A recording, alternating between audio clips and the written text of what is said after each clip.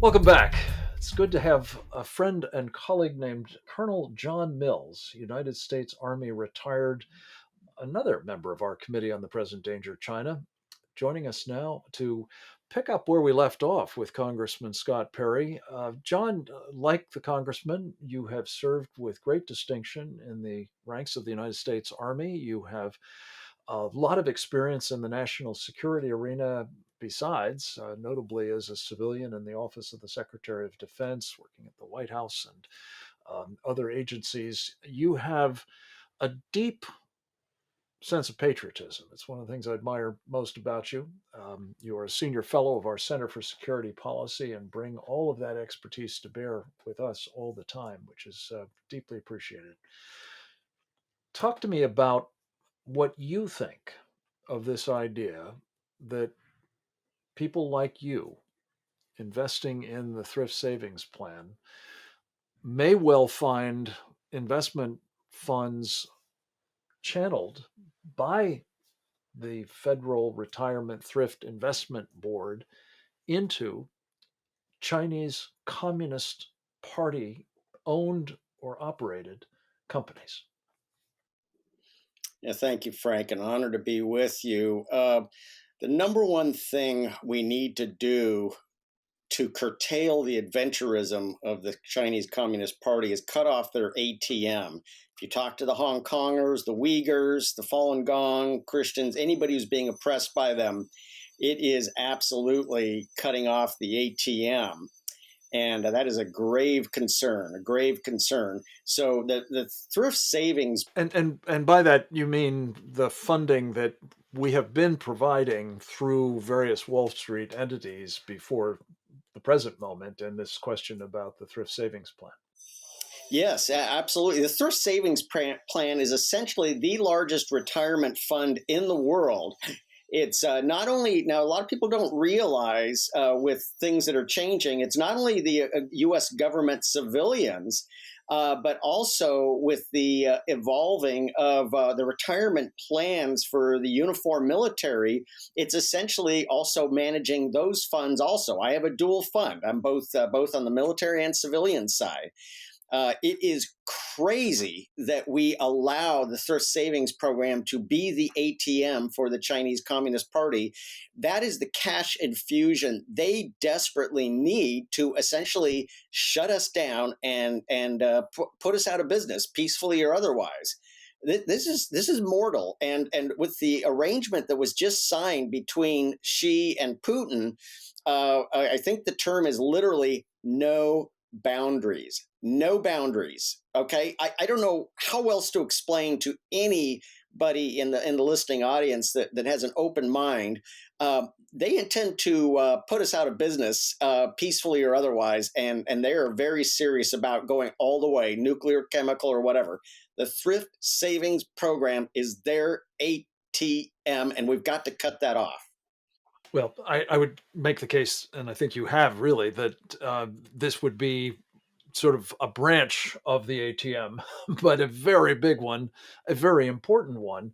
And again, it really speaks to this question that Congressman Perry described powerfully earlier in the program, and that is we have elites in our country who have no difficulty whatsoever providing, especially other people's money, to the Chinese, knowing full well, or certainly they should be fully conscious of the fact that that money is, as you say, John, directly fueling the ambitions of a mortal enemy of this country to destroy it. And it's just unimaginable that this thrift savings plan will once again be imperiled by such an approach. So I'm very pleased that our Committee on the Present Danger of China, and people can find out more about both the committee and specifically the letter that was sent by our chairman, Brian Kennedy, today to the acting chairman of the Federal Retirement Thrift Investment Board, David Jones, and a whole host of others, including President Biden. Don't do this.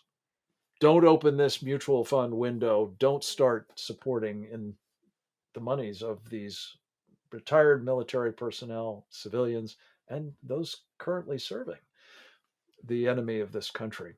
John, I so appreciate your leadership on this, among other things. And I wanted to ask you about some of those activities that you sort of alluded to a moment ago that are being made possible by our funding. There's a phenomenon called the Belt and Road Initiative that is part of Xi Jinping's China Dream. You've been particularly focused on what that looks like at the moment in the South Pacific, the Solomon Islands specifically, islands that were very costly when we had to take them away from the Japanese in World War II. Of course, Guadalcanal being one of the most famous battles of the war. Talk a little bit about what you think is happening there as a result, in part, of the funding by us and its strategic implications. Well, for those in the listening audience that do not believe that a world conflict is currently underway, let me amplify. We are in the middle of a world conflict. The Chinese have already kicked off the Pacific theater. This is everybody's focused on Ukraine, Ukraine, Ukraine, which is important, and we have to beat down the violent attacks of Putin. But everybody needs to remember Putin is the junior partner. Okay, he is Mussolini to the senior leader. Okay, the real game is China. China has already launched their Pacific campaign. They have gotten around what's called the second island chain. They're actually behind it. A good graphic is in order. I actually did a good graphic in my Epic Times article back in December, essentially postulating what was rapidly approaching, and that was essentially don't get distracted with Ukraine. We have to beat down Putin. The real game is China.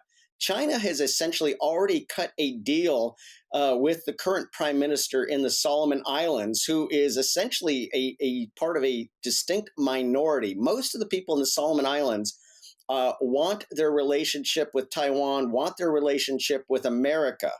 The current prime minister is essentially, I don't see any other explanation than bought off, literally bought off by the Belt and Road Initiative of the Chinese. He has invited in a Chinese, essentially HADR operation. If you look at the geography, the Solomons is actually behind this all important second island chain of Ulithi, Palau, Sovereign American Territory, Guam, Tinian, Saipan. This puts them, they have already bypassed. The conflict is going on right now. I don't know how else to explain this. John, you need to explain what HADR stands for. That would be an important contribution to our understanding of this as well. Yeah. Humanitarian assistance, disaster relief, a great cover and code word for this is just exactly what they did in Hong Kong: is infiltrate in paramilitary thugs to replace the traditional Hong Kong police.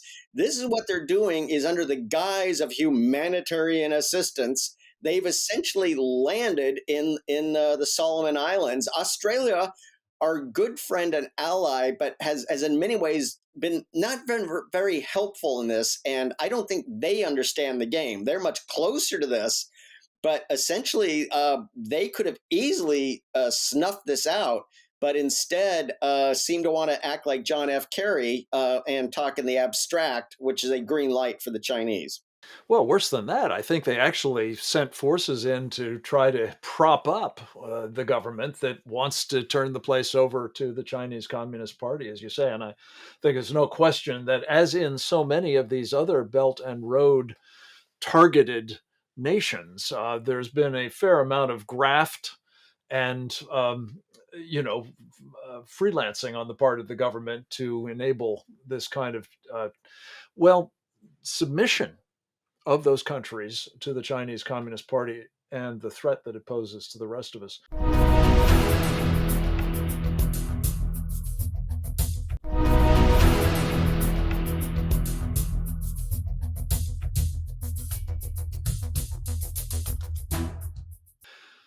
Welcome back. and welcome once again to our guest, Colonel John Mills, United States Army retired, former special operator with expertise, among other things, in psychological warfare, also cyber warfare.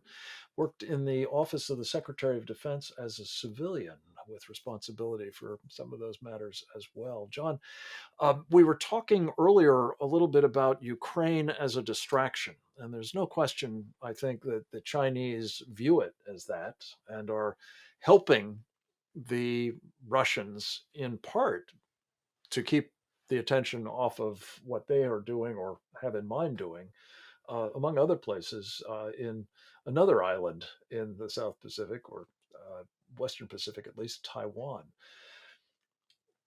But having said all that, John, there is a horrific thing taking place at the moment in Ukraine, and that is a level of destruction we have not seen on the continent of Europe, arguably since, well, World War II. We're watching, it seems worse yet, a determination now on the part of Putin, having taken the measure of the West and having calculated, how much help he can get from the not just the Chinese but the Indians and perhaps others, that he can get away with the wholesale destruction of Ukraine, much as he has now destroyed Mariupol, one of its most beautiful port cities. Tell us where you see things standing right now, John, especially the possibility that weapons of mass destruction might actually be in the kit he uses for these purposes. And what are the stakes? Yeah, thank you, Frank. We have to put this in strategic context of the agreement between Xi and Putin. And Putin's promise was to deliver the Ukraine in 72 hours. 6 weeks later, obviously, that has not worked out well.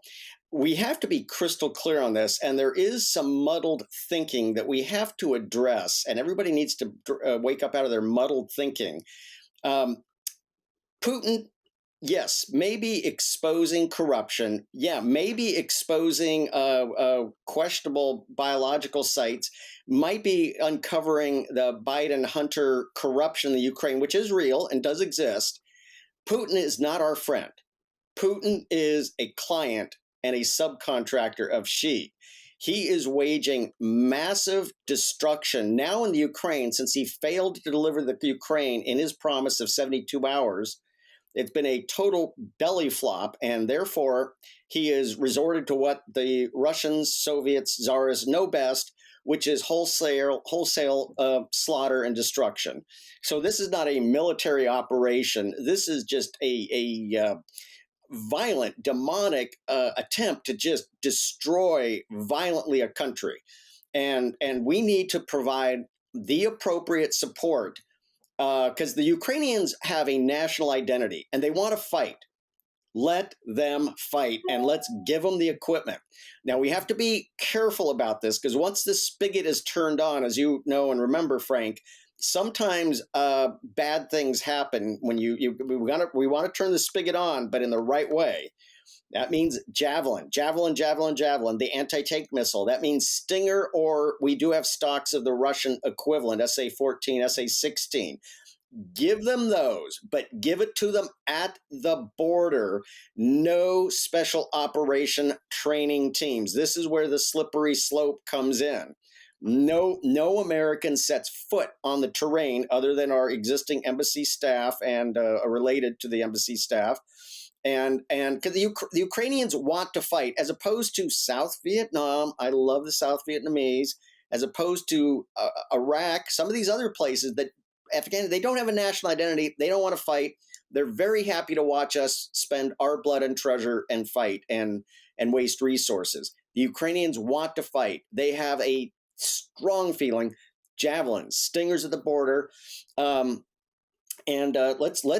They've lived under the Russian misrule in the past, as you say, the Soviet misrule as well, and so they want no part of it. And I think you're absolutely right. We need to support that.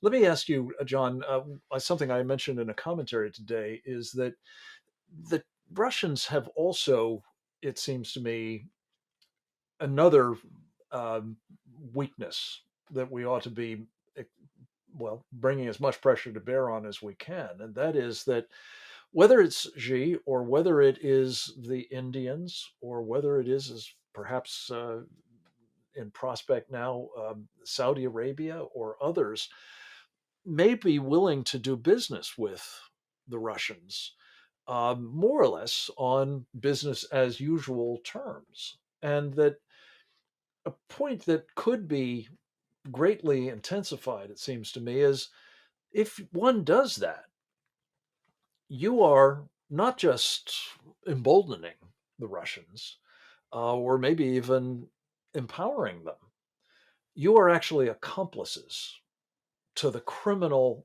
activity that is now afoot, the war crimes. And again, some like Xi may feel that's not that much of a burden, but I have the feeling that we could make it painful to him, and not least if we stop underwriting his operations as a partial response, among other things, to this kind of behavior. John, I did want to hit one other thing before we run out of time. The government of the United States is actively working with the Russians, as it happens, in order to get their help, we're told, in negotiating an agreement with Iran, which at this point seems to be the ultimate, Pyrrhic exercise, one in which we will watch money flowing, terrorists being removed from terrorist designation lists, and other opportunities for the government of Iran to be back in business fully, selling oil and engaging in terrorism for that matter. All of this seems absolutely mad, and I just wonder, as a very experienced national security professional who has worked, by the way, during the Obama years with some of these same characters. Talk a little bit about the policies and the prospects of this behavior with respect to Iran. Well, this fanatical religious idolatry of a deal with Iran is just unexplainable. Other than Jake Juicebox Sullivan needs to resign. His only experience to date has been destroying Syria, destroying Libya, and oh, by the way, trying to cut the original deal with Iran, and then teaching at Yale. So I guess he's very experienced to cause chaos as the national security advisor. Now, this was one of the adults that we were promised was going to be brought back to Washington to restore professionalism to national security policy. Yeah, man-child Jake Juicebox Sullivan has no credibility. Nobody respects him. Is a total disaster. All he does is tee hee about this or that. When the Russians lose their cruiser and goes tee hee, isn't that funny? He doesn't realize we're dealing with a nation that has nuclear weapons and doesn't appreciate it, like where one of their largest warships gets sunk. And these are not these are very complex operations that potentially have many fingers and countries involved.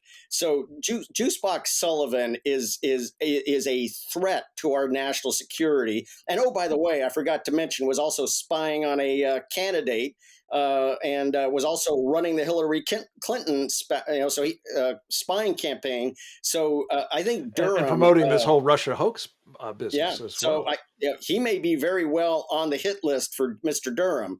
So this is extremely dangerous, and this just obsession with giving away the farm to Iran it's really Valerie Jarrett, and who's really pulling has her hand somewhere up Jake Sullivan, moving his mouth, because it makes no intellectual sense. But I guess that's what they teach at Yale. We have to leave it at that, John. An important point to which we will return with you, I hope, next week. Thank you very much for your time today and your service to our country. God bless you, my friend.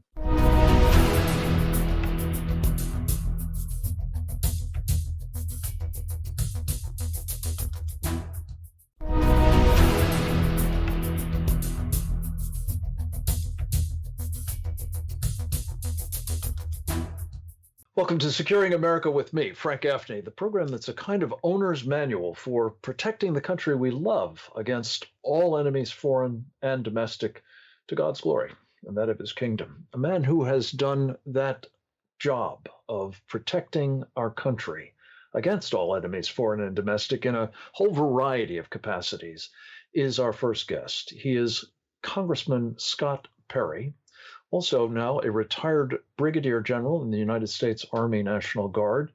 He has been serving in the Congress for a number of years, representing with great distinction the people of the 10th District of Pennsylvania. He's a good friend as well as a valued leader of the House Freedom Caucus, also a member of the House Foreign Affairs Committee and Transportation Committees.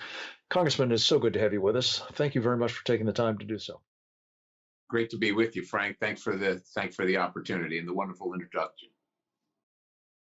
The introduction is only as wonderful as is your record, and I'm very pleased to be able to present, as always, your, well, important thoughts on what's going on at the moment. We have a very limited amount of time, so I wanted to focus in on a subject that I think is near and dear to your heart, and I know to mine, and that is we have been, mostly unwittingly, by the millions, American investors putting money into Chinese Communist Party controlled, or in some cases simply owned, companies. We've been doing so to the effect of building up our mortal enemy. There is now a move afoot to reverse something that President Trump did just about 2 years ago, as you know, with your help, which was to ensure that at the minimum, people like you, Congressman, military personnel or former military personnel or civilian government employees for that matter, do not have their monies invested through the thrift savings plan into Chinese corporations. Some of them sanctioned by our government. Others of them owned and operated by the Chinese Communist Party's military, building weapon systems with which to kill people like yourself in uniform, or the rest of us for that matter. I'd ask you whether you agree with Senators Rubio, Tuberville, and Cotton, and a great many of the rest of us, including our Committee on the Present Danger of China, that this is a totally unacceptable step by the Thrift Savings Plans Board. As when you serve in uniform, that's when you save as you serve in uniform, that's your retirement, the thrift savings plan, and of course you're duty bound to put a portion of your paycheck there, and knowing that that would be funding the Communist Party of China and their weapons construction. You literally couldn't write a book about this. No one would believe it. It would be so fantastical to believe that someone would do that. But yet, and as you know, Frank, it was a struggle under the last administration.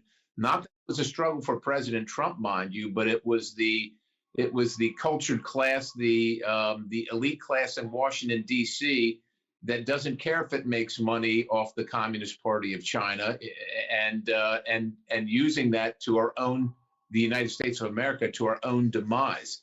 They don't care as long as they're making money. And so while President Trump was fine to decouple, so to speak, or to make sure that the thrift savings plan never went to invest in Communist China, Communist Party of China, some of the people around him in charge of that whole operation fought tooth and nail. And now, of course, without him in office, they're right there at the trough, ready to use the savings of people that have signed, a contract to give the last full measure, if necessary, and to use their money to help the Communist Party of China, literally, while the same party calls the United States of America their enemy.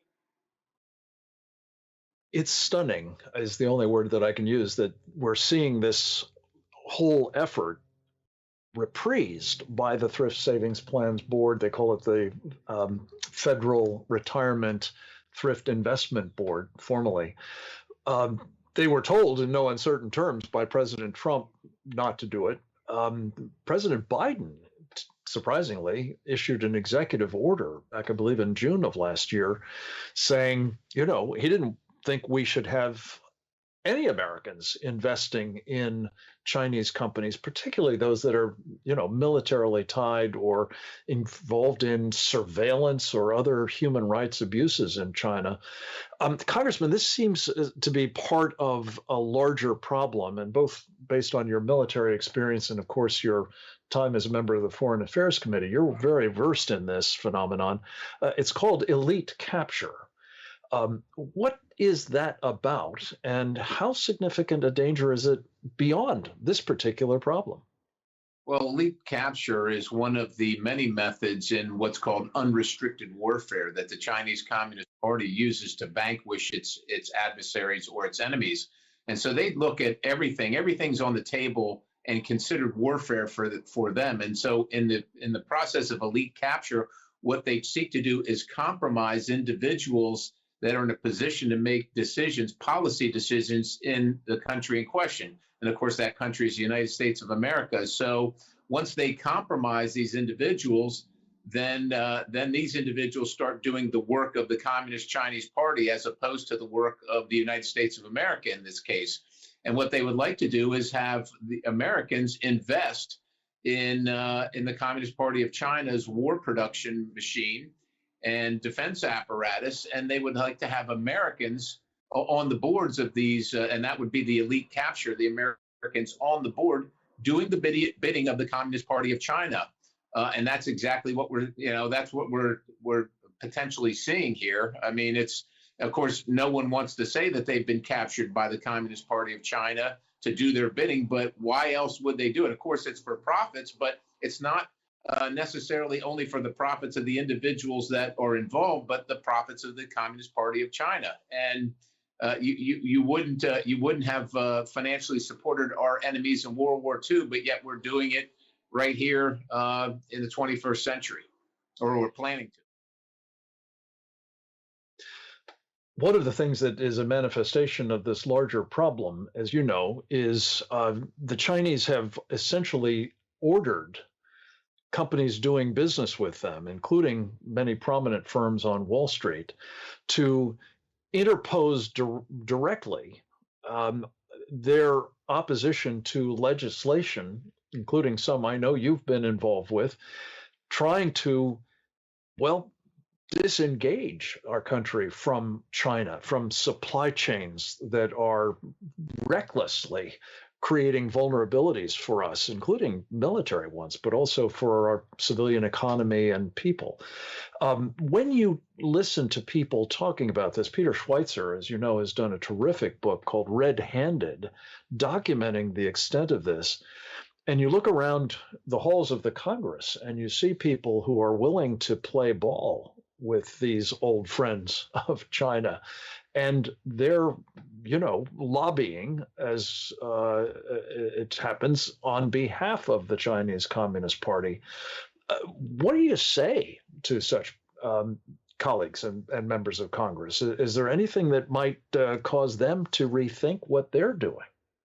Well, unfortunately, as you know, Frank, there's a lot of folks in Washington, D.C., and the legislative branch particularly, but no exception there. The executive branch is right on board, too, that like to talk tough about China. But when it comes to doing anything, they're really not interested because they're involved. Their investment portfolio is involved. They're making money. And so they like to talk tough, but they really don't want to do anything that's meaningful in this regard. And of course, the Chinese are smart. They don't want to have to register their as agents of China working in the United States government. So what they seek to do is get Americans that work in the American government to just do their bidding by convincing them that China's not a problem. China just wants to help out the rest of the world. The Communist Party is good, and we should invest in them because it's good for us. And that's really their goal. And quite honestly, it's worked pretty effectively over the last at least 2 decades. It certainly has. And a prime example of it, and just a very quick response on this, if you would, sir, is the extent to which we are witnessing with the revelations now coming out of Hunter Biden's laptop that the president of the United States himself think going back to the time when he was a senator, certainly when he was a vice president, has been deeply compromised. You've served under various commanders in chief. What does it mean, as you see it, for our military to have someone compromised in that role today? Well, of course, Frank, as you described, of course, it would be the highest of elite capture, right? To have the president of the United States, essentially, the allegation would be, and this is from Hunter Biden's laptop, doing the bidding of the Communist Party of China.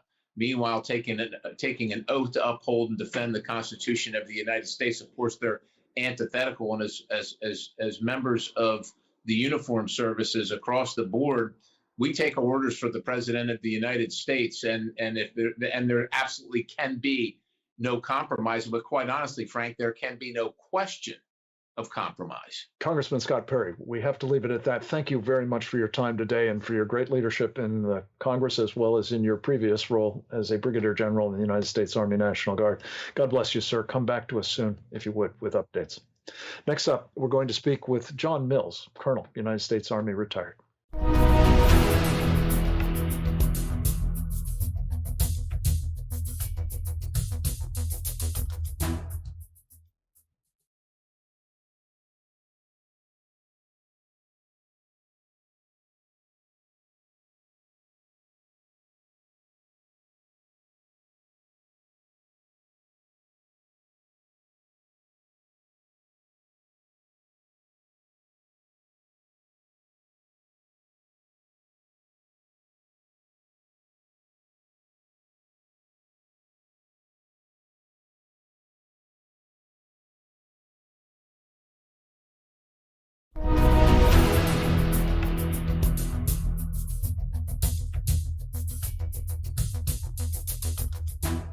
We're back, and it's time for our regular weekly visit with the host of The Bill Walton Show, a guy, amazingly enough, who's called Bill Walton. He's a former master of the universe on Wall Street with Allied Capital. He is now a very prominent figure in the conservative movement, as well as a formidable force for good on his podcast television program, which I commend to all of you.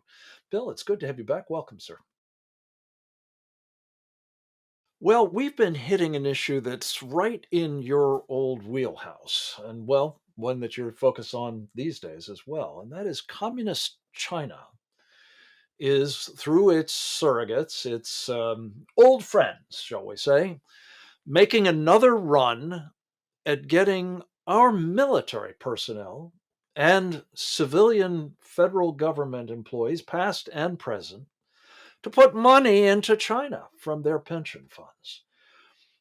There is a body of opinion, including from our Committee on the Present Danger of China, which you are an important member, that this is not a good idea. And several of our previous guests have suggested they concur with that assessment. Tell us what is going on here, Bill. Well, the Federal Retirement Thrift Investment Fund, which manages the retirement savings of federal employees, has decided in its wisdom they want to go back to opening up their retiree dollars to over 5,000 mutual funds as part of their election options. And the problem with that is that those 5,000 mutual funds include an awful lot of funds that are heavily or at least partially invested in Chinese companies. And they're keying off something that's a little arcane sound, the MSCI index, All World Index, which basically stands for Morgan Stanley Capital International, and it tracks almost 7,000 companies in almost 50 countries, both emerging markets and developed markets. And interestingly, including in that emerging market category is China. And Just another emerging market. just another emerging market right along there with Chile. And alphabetically, that's about where it shows up on the rank, but not in importance. So anyway, they would let the investors invest in these mutual funds, which is a backdoor way of opening up investor dollars, American investment dollars, to Chinese companies, most of the significant ones are controlled by the Chinese Communist Party. Hmm. And when you say controlled by the Chinese Communist Party, what does that actually mean? these are not state-owned enterprises in many cases. How is that control exercised, and how does it translate into impact on corporate behavior? Well, as we're seeing near term with the Twitter adventure with Elon Musk taking over Twitter, the boards of directors of these public companies are really the key players in anything like this. And in China, it's no different. And what happens with China is that they install a significant number, if not a majority, of the board members who are also members of the Communist Party who take their instructions from them. Very often they'll have a requirement of employment that you need to be a member of the Chinese Communist Party. And so the leadership of these companies is not really working for shareholders. They're working for the Communist Party and China's strategic interests. Yeah. And that's why we've got to And be in fact, concerned. there are actual laws on the books in China, national security laws, intelligence laws that subordinate any company in Well, China well, well, and to the dictate of the party, does it Well, and, not? and, and also any person. I mean, if you're a Chinese national living outside of mainland China, there's laws on the books in China that say you report direct. You're a state asset, and everything you know and learn and do is really a product or is owned by the state, and you need to report back to them. So if you think about the operations of a Chinese company where they've got operations here in the U.S., to the extent they have Chinese nationals, they're de facto working for the party. Yeah. Well, and that collection network includes, of course, lots of other people who may not be working for a Chinese company. They may be simply students here, or they may be involved in research laboratories all over this country, and they're hoovering up information, proprietary information, personal data in some cases, and it is all, as you say, Bill, being subordinated to the ambitions of the Chinese Communist Party, and those are ominously hostile, of course, to us.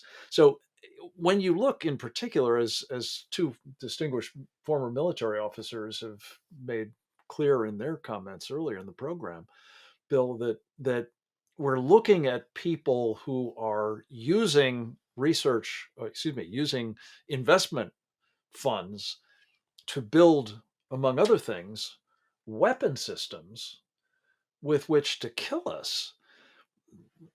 And we're talking about military officers and enlisted personnel, former and currently serving.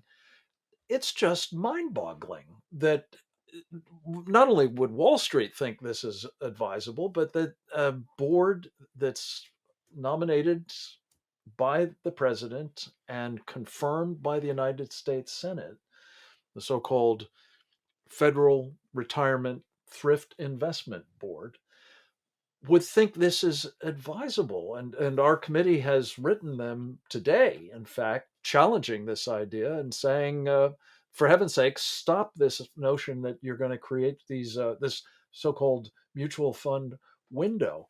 And I guess I'd just say to you, if you're looking at this as an investment professional in your old hat, let alone as a patriot, this would seem to me to be something that everybody in this country ought to be standing with those men and women affected by this pension fund decision, in opposition to it. No?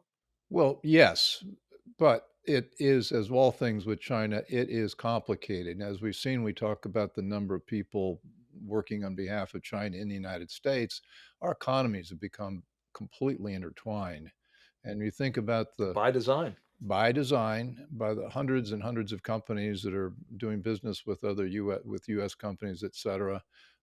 It's In our complicated, supply chains. Yeah. and our supply chains, and It the is complicated, but at some level, well, Bill, forgive well, me but for but but, interrupting. We have to but take a short break. Hold on to the thought, okay, because the as well. main point is it's complicated in a lot of the mechanical aspects, but it's not so complicated in terms of the principle behind it. Hold the thought. I know you want to get a word in edgewise, but we're out of time. We'll be right back with much more with Bill Walton on the other side of this very short break. And when we come back, and among other things, we're going to talk about an assessment of another play China's up to, Yuan. That and more right after this.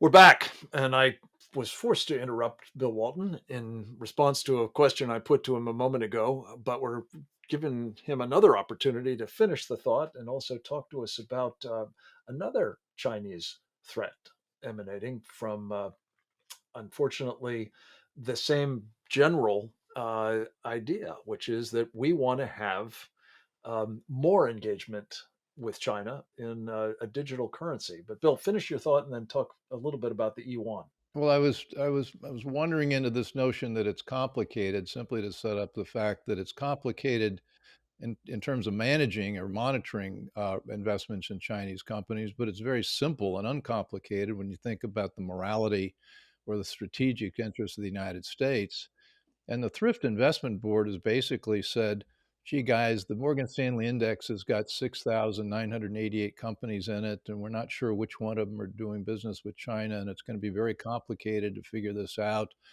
And oh, by the way, we really don't care if these Chinese companies haven't been approved by the PCAOB, which is the pension or the accounting board, which oversees the audits of public companies. Chinese industry, Chinese companies, are the only ones that don't comply with PCIOB requirements. And so we're actually asking of the federal agency to do a little work to figure out which companies that Americans ought to be investing in. And fortunately, we've written a letter, we've calling them on it, and they have to respond, I think, positively to what we're asking. It's something that Trump put in place, but it's also something that Biden followed up with just a year ago, and so even the Biden administration sees that this is a real threat to America. Indeed, it does. And this is an opportunity for bipartisanship to the good of the country for a change. Bill, let me ask you quickly. Kyle Bass, another member of our Committee on the Present Danger of China, had a fantastic interview. I mean, really one of the best I've ever seen with Jan Yakielek of Epic Times. And it was a sort of tour de raison of what's going on with China, but he was particularly alarmed about and warning of what is happening with the Chinese effort to create a digital currency that they'll be trying to push on the world, I think probably as a alternative to the US dollar as the reserve currency of the world. Uh, can they pull that off? And do you share Kyle Bass's concerns? Well, I share his concerns, and can they pull it off depends on how alert we are to what they're doing. And I think by talking about it now is the right approach. You know, the Chinese yuan is not really used in any kind of trade because people don't trust the Chinese banks to preserve its value. And what they're doing instead is they're trotting out a so-called digital currency, central bank digital currency. And this is something that almost 80 countries are working now to put in place, including our own Federal Reserve Board. Now, you say digital currency, well, isn't that a lot like my ATM card or whatever? And this must be Beijing calling right now. They're I they're on to suspect us. so. Um, it's not like your ATM card. It's not just a simple digital transaction. What they do with this is they actually collect a lot of information about who has the account. They get your social security number or whatever the ID number is in China right now. They've got your address. They've got what the transaction's about. They have all your personal data linked to this currency, and that's extremely attractive to the Chinese. I mean, for example, and Kyle points this out, if Americans hold this currency, this digital currency, and they're tracking all this information, China is, they can find out who's running out of money and whether they've got issues with their marriage, maybe a divorce, something like that. And the Chinese can use that information to go to people who are in times of stress and co-opt them. And we've seen that happen in our research institutions and universities around the country already, not with the currency, but just with flat cash. Yeah, no, exactly right. This whole elite capture business is Yeah, Peter one of Schweitzer. the applications of this kind of uh, data mining, data manipulation, data utilization. Um, I concur, and I think you do too, with Kyle's general assessment that this is a very dubious idea and it ought to be Well, resisted. And I we agree ought to be with you about your awareness. not alert just to the Chinese effort to do this, but all governments' efforts to do it, Amen. because As I mentioned last week, there's this libertarian notion we'll have digital currencies that are free from the state interference. That's not the case. The states are very interested in controlling this new technology. Bill, we're going to run out of time here very shortly. 2 minutes or so on Twitter. You mentioned it a moment ago. What do you make of what is happening with Elon Musk, the board, and the future of the rather dubious social media platform that seems the dominant one Well, in we ought to shaping our narratives? we ought to be flat out thrilled that Elon Musk is making this effort to take over Twitter. Twitter has gotten worse and worse and worse in the last year or two or three in censoring us, and including famously our President Trump, but also many others have joined in their list of blackballed people or entities. Uh, but like everything else, I hate to use this word, Frank, it is complicated because while Elon is worth $350 billion, he's offered roughly 45 billion, I think 43 billion for Twitter.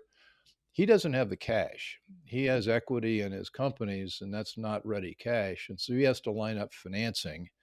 And he offered roughly $54 a share.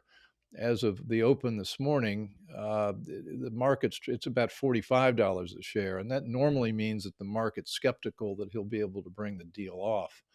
One of our fantasy dream teams, though, is that he somehow teams up with Peter Thiel, who he co-founded PayPal with, and they both did very well from that. And I believe they're kindred spirits in many ways. They would join up to beef up this offer. He'll need partners, but if you care about speech, if we get a level playing field with Twitter where all views can be shared, this would be a massive blow for freedom. And I'm fully in support of what Elon's doing. Yeah. It has a long way to crawl back to free speech, obviously. And without this kind of change in leadership, it's hard to see how it will ever be accomplished, especially when you have the likes of Prince Al Walid bin Talal of Saudi Arabia saying, no, no, no, it's just fine the way it is. And we're going to use our sovereign wealth and personal wealth to try to make sure that it doesn't go anywhere That other bastion of than free speech, more of the Saudi same. Arabia. Bastion of freedom of speech. Exactly right. Bill, we have to leave it at that. Thank you, my friend. Great talking with you as always. We'll do it Okay. again next See you, week. Frank. Thanks to all of you for joining us for this edition of Securing America. Come back to us again tomorrow if you would. Same time, same station. Until then, go forth and multiply.